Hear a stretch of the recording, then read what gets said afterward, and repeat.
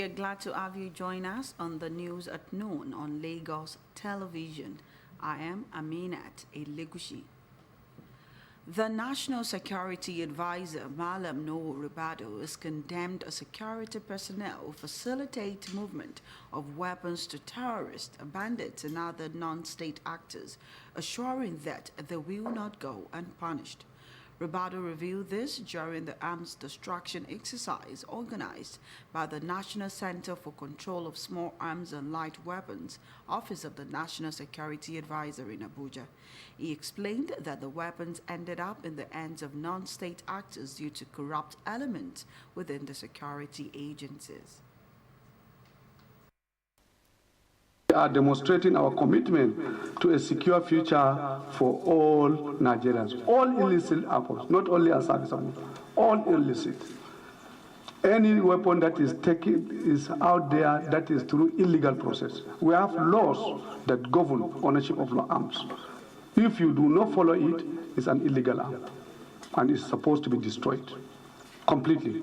I can see that the recent assent to the bill establishing the National Center has reinvigorated its mission, empowering it with renewed zeal and strengthening its mandate to enable a more coordinated approach to combating illicit arms proliferation. Today's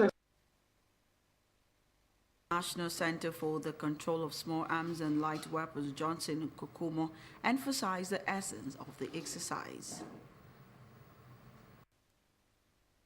By the proliferation of small arms and light weapons is one of the major threats to peace and security in Nigeria and the West African sub-region. Today's exercise is a crucial step in breaking this cycle. We will all be witnessing the destruction of over 2,400 illicit weapons, comprising a mix of unserviceable, decommissioned, and recovered arms. These weapons have been mopped up by the military, police, and other security agencies across the country. According to the center, the arms destruction exercise is also part of efforts to address the challenge of arms proliferation in Nigeria. The Nigerian Air Force High Command says all arrangements have been concluded to take delivery of 50 brand new combat aircraft between December this year and 2026. Chief of the Air Staff Air Marshal Hassan Abubakar disclosed this at the Nigerian Air Force Headquarters, Abuja, when he met with branch chiefs, air commanding officers, and commanders to review their operational activities. The Air Chief explained that the development became imperative to sustain the already expanded counterinsurgency operation in different theaters, adding that the force have successfully inducted 12 aircraft into its inventory awaiting additional delivery. That stands for observe, orient, decide, and act. Accordingly, our first task in this meeting is to observe, to take stock of our current situation using accurate data and reliable feedback. Once we have gathered all necessary information, the next step is to orient ourselves by aligning the key drivers of our command philosophy with the prevailing challenges and current realities in the field. Abubakar further noted that over the past few months, the force has progressed in several key areas in air operations, particularly the expanded counterinsurgency in the northwest region, as well as anti-oil theft operations in the south, which have yielded significant results. The Defense Headquarters has pledged the commitment of the nation's armed forces towards ensuring adequate safety of educational institutions in the country. Chief of Defense Staff General Christopher Musa said this in Abuja while on a courtesy visit to the Executive Secretary of Tertiary Education Trust Fund, TETFund. While highlighting literacy is one of the major challenges the country faces today as a result, while the assurance assured that the kinetic and non-kinetic ways of combating insecurity must go hand in hand. Kinetic being what we do using force, but we've realized that with the current challenges we're having, the kinetic cannot do it alone. It only provides 20-25% of the solution. Most of the solution comes from the non-kinetic, and education plays a very vital role in that. And that's why we know you are very, very important to what is going on the ground. And the assistance you have, the support you have been given to the educational ministry, educational system has actually made a lot. It will have been worse. The Executive Secretary of TETFund, Tony Echono, expresses gratitude to the Nigerian military for its commitment on security across the theaters of operation in the country. He also hinted that TETFund will be organizing a national research fair where Nigerians who have been able to create and develop technologies will be invited to showcase their innovations to the world. Personnel to deliver if only we can encourage them, especially in cutting-edge research, not only for kinetic purposes in what they use in terms of armaments and equipment and platforms, but also in solving other societal problems.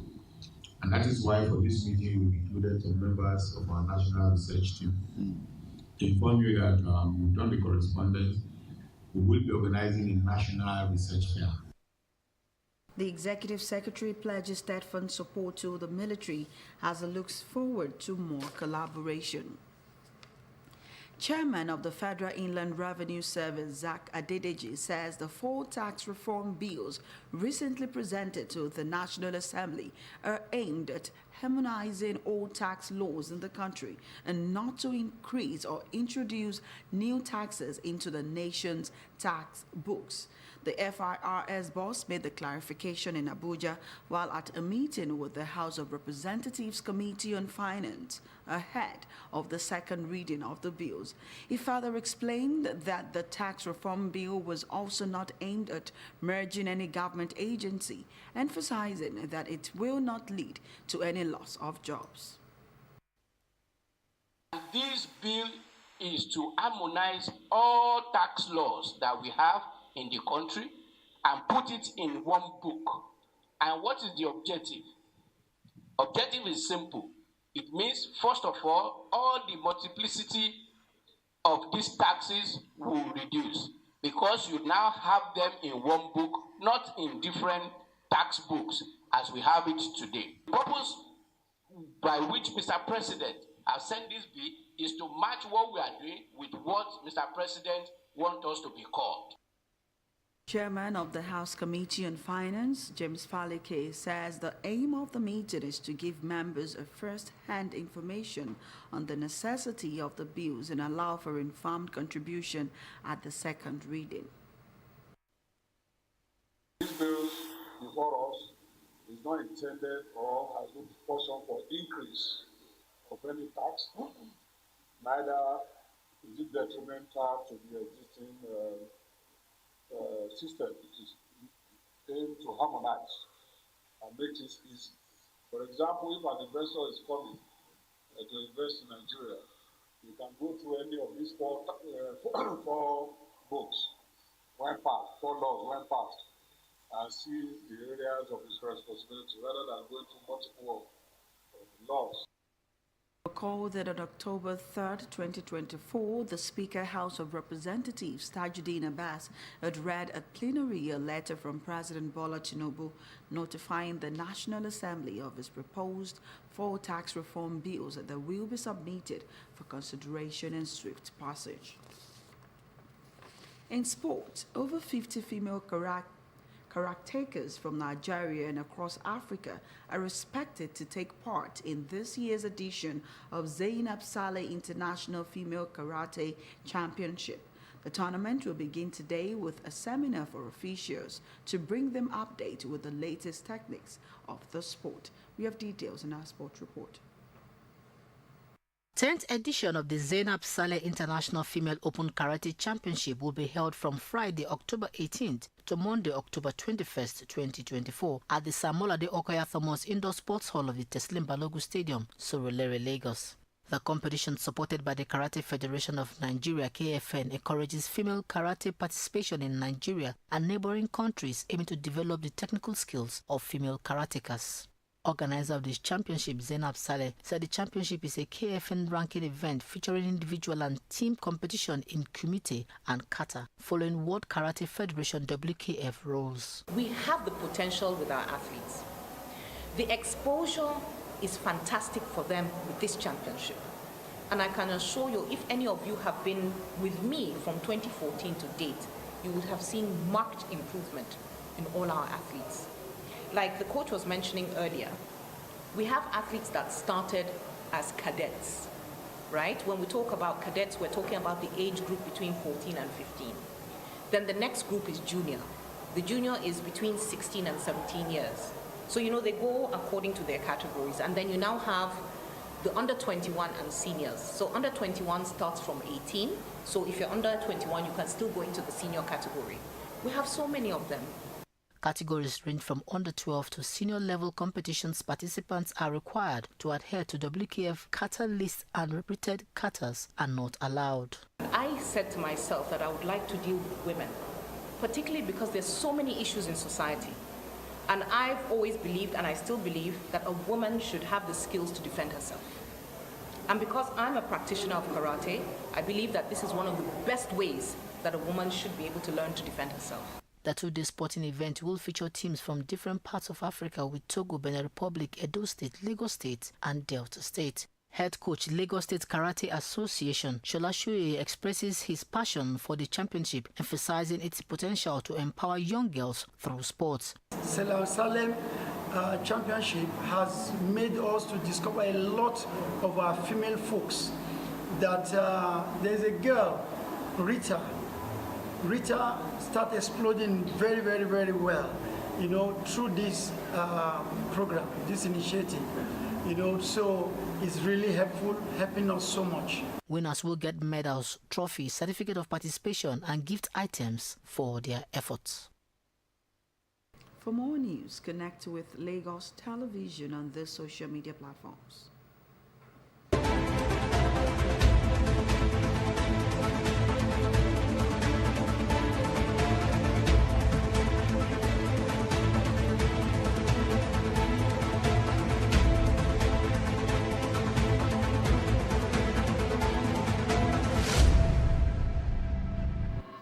Many thanks for staying with us. Please remember to call the Lagos State toll-free lines 767-0112 in case of emergencies. I am Aminat Elegushi. See you again at 2 p.m.